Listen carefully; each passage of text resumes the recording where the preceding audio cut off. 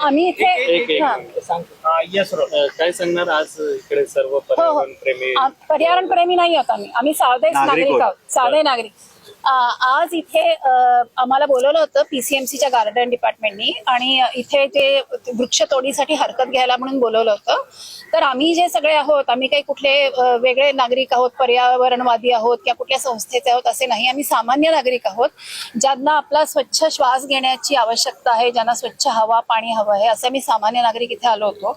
आणि त्यांनी असं म्हणलंय की त्यांनी अजून एकही झाड कापायला परवानगी दिली नाही. हे जे सगळं चाललंय हे नदी सुशोभीकरणाच्या नावाखाली चाललंय. पण आता मी तुम्हाला एक फोटो दाखवते, हे पहा.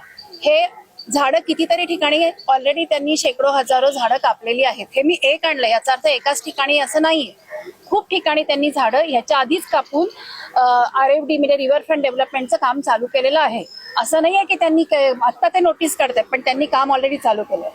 दुसरं म्हणजे हजारहून जास्त झाडं काढणार, 2200हून जास्त ते ट्रान्सप्लांट करणार.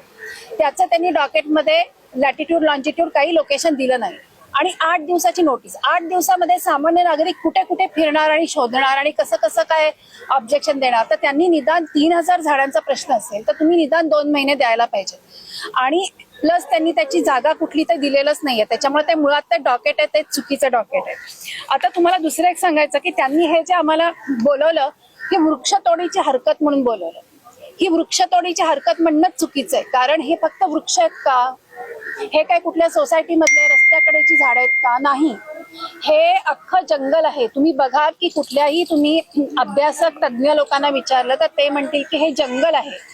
इथे वृक्ष आहेत, वेगळ्या वेगळी महत्वाची गवत आहे, छोटे छोट्या वनस्पती आहेत, पाणथळ जागा आहेत, साप आहेत, बेडूक आहेत, कासवं आहेत, 150 प्रकारचे पक्षी आहेत.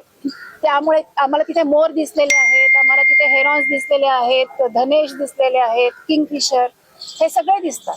तर त्याच्यामुळे हे जंगल आहे. तर त्यामुळे तुम्ही हे निर्वनीकरणाची सुनावणी घ्यायला पाहिजे. वृक्षतोडीची सुनावणी म्हणणं चुकीचं आहे. आता म्हणजे तुम्हाला अजून हे दाखवते. हे जे दिसतोय हा डेटा, हा आम्ही सामान्य माणसांनी जाऊन व्हॉलंटियर सर्वे केला. आम्हाला कोणी नवा पैसा दिलेला नाहीये. आम्ही व्हॉलंटियर लोकांनी पुष्कळ शेकडो लोकांनी सर्वे केलाय, विद्यार्थी आणि इतर लोकांनी. आणि आम्ही झाडं दाखवली. आता ही झाडं नदीच्या जवळची आहेत. हिरवी जी आहेत त्यांचं असं म्हणणं आहे की ती झाडं ते ठेवणार आहेत आणि जी निळी दिसत आहेत ती ट्रान्सप्लांट करणार. तर हिरवी झाडं पाण्याच्या एवढ्या जवळ आहेत. तुम्ही जर इथं तटबंध बांधणार असाल एम्बँकमेंट तर कसं काय शक्य आहे ही झाडं तुम्ही ठेवणार आहे? म्हणजे तुमच्या ह्याच्यावर आम्ही विश्वास कसा ठेवायचा?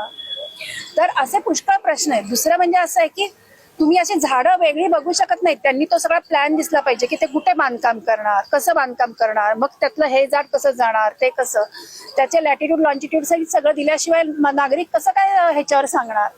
तर त्याच्यामुळे ही सगळी प्रोसेस चुकली आहे. त्यामुळे आजची आमची मुख्य मागणी हे होती की हे जे आता तुम्ही डॉकेट काढले आणि नोटीस काढली आहे हे सगळं बाद करा, नव्याने सगळी नोटीस काढा, सगळे डिटेल्स द्या आणि पुन्हा सुनावणी घ्या. ही आजची सुनावणीच रद्द करण्याची आवश्यकता आहे. नाव सांगा तुमचं. माझं नाव प्राजक्ता महाजन.